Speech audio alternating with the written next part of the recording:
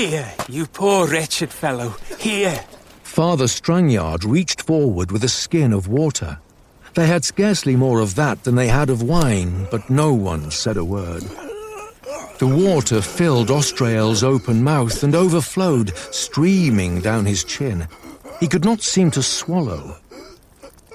The diggers had him. I'm sure I saw him caught by them back at Naglement.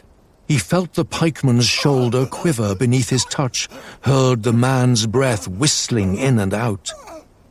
Aidan, how he must have suffered.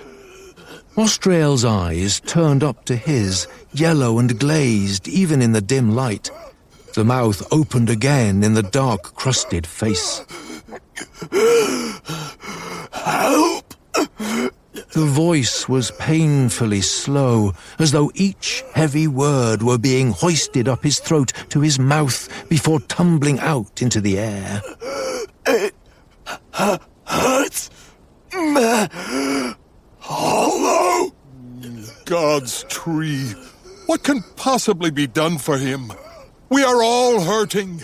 Austrael's mouth gaped. He stared up with blind eyes. We can bandage his wounds. Izorn's mother, Gudrun, was recovering her considerable poise. We can get him a cloak.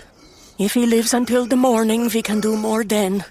Joshua had turned back to look at the young pikeman again. The Duchess is right, as usual. Father Strangyard, see if you can find a cloak. Perhaps one of the less injured can spare theirs. No! I do not like this! A confused silence fell on the gathering. Einskaldir, surely you do not begrudge... Einskaldir leaped past Deornoth and seized the panting Austrael by the shoulders, throwing him roughly to the ground. Einskaldir squatted on the young pikeman's chest. The bearded Rimmersman's long knife appeared from nowhere to lie against Austrael's blood-smeared neck like a glinting smile. Einskaldir, what is this madness? Joshua's face was pale.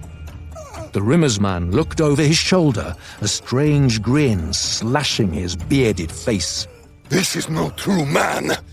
I do not care where you think you have seen him before. Deornoth reached a hand toward Einskaldir, but drew it back quickly when the Rimmersman's knife whickered past his outstretched fingers. Fools!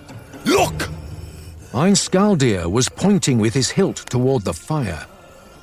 Austrael's bare foot lay among the embers at the edge of the fire pit. The flesh was being consumed, blackening and smoking, yet the pikeman himself lay almost placidly beneath Einskaldir, his lungs fluting as he forced breath in and out.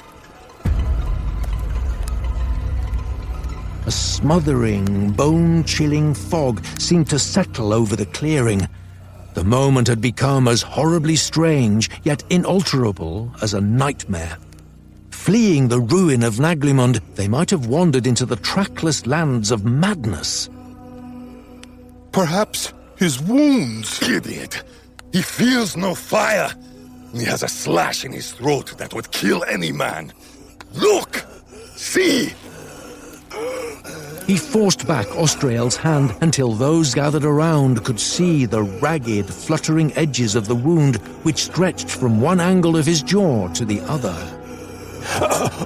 Father Strangyard, who had been leaning close, turned away. Tell me he is not some ghost! The Rimmersman was almost thrown to the ground as the body of the pikeman began to thrash beneath him. Hold him down!